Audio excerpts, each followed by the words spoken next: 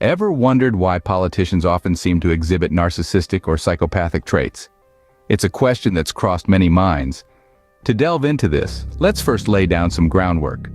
What exactly is a narcissist? In psychological terms, narcissism is characterized by an inflated sense of self-importance, a deep need for excessive attention and admiration, troubled relationships, and a lack of empathy for others.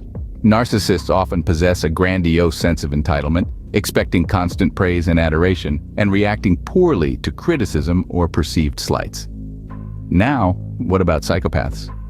Psychopathy is a personality disorder identified by persistent antisocial behavior, impaired empathy, and bold, disinhibited, and egotistical traits. Unlike narcissists, who do crave admiration from others, psychopaths are more focused on personal gain, often at the expense of others, and without feeling any guilt or remorse. So why might these traits be prevalent in politics? Well, the world of politics is high stakes and high pressure. It's a field that attracts individuals with a strong desire for power and control, individuals who are comfortable making decisions that impact the lives of many. It's a realm where charisma, confidence, and a knack for manipulation can be used to great effect. To be clear, this is not to say that every politician is a narcissist or a psychopath. Rather, it's to highlight that the political landscape may be more conducive to those with such traits. These individuals often rise to the top, not despite their narcissistic or psychopathic traits, but because of them. They are adept at projecting an image of strength and decisiveness, convincing their constituents of their competence in leadership, often while deflecting criticism onto others. Now that we've got a basic understanding of narcissism and psychopathy, let's delve into some concrete examples. The world of politics is rife with them, and understanding these patterns can help us make more informed decisions about whom we choose to represent us. Narcissistic politicians are more common than you might think. Now let's dissect this notion. In the world of politics, narcissism isn't a rare trait. It's a stage where individuals with an inflated sense of their own importance, a deep need for excessive attention and admiration, and a lack of empathy for others often thrive. Now, it's not about naming names, but about shedding light on the behavioral patterns that hint at narcissism. One key indicator is projection, a defense mechanism where individuals attribute their own unacceptable thoughts, feelings, and motives to another person. You might have observed politicians accusing their rivals of corruption while they themselves are embroiled in scandalous affairs. It's a classic case of the pot calling the kettle black, isn't it? Another sign is manipulation. Narcissistic politicians have a knack for twisting facts, creating alternate realities that suit their narrative. They often play the victim card to gain sympathy or launch personal attacks to discredit their opponents. They are masters at controlling the narrative, turning the tide in their favor, often at the expense of truth and fairness. Then there's the lack of empathy. While it's crucial for politicians to empathize with the citizens they represent, narcissistic politicians struggle with this. They are often more focused on their own needs and ambitions, and less on the needs and aspirations of the people.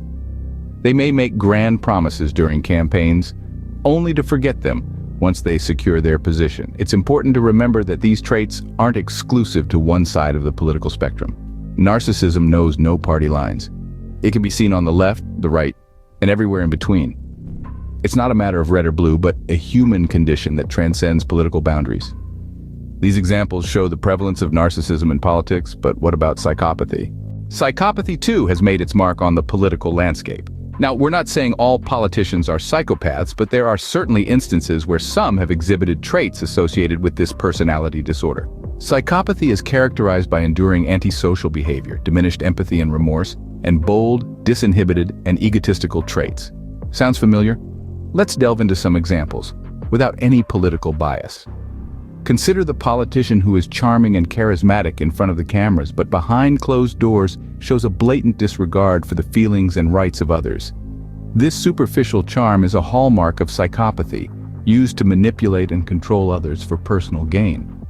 Or the public servant who, despite causing harm to those they represent through their actions or policies, shows a distinct lack of remorse or guilt. This emotional deficiency allows them to act in ways that most of us would find morally repugnant. Perhaps you've noticed the politician who seems to thrive in chaotic situations, remaining cool, calm, and collected while others panic. This may not necessarily be a sign of strong leadership, but could instead be indicative of the psychopath's high tolerance for risk and their ability to remain unfazed in the face of adversity. And let's not forget the politician, who is always ready with a clever quip or a grandiose promise, regardless of whether they can follow through. This glib and superficial charm can be very appealing, but it's often used to mask a lack of sincerity or a failure to take responsibility for their actions. It's important to note, however, that the presence of these traits doesn't automatically make someone a psychopath.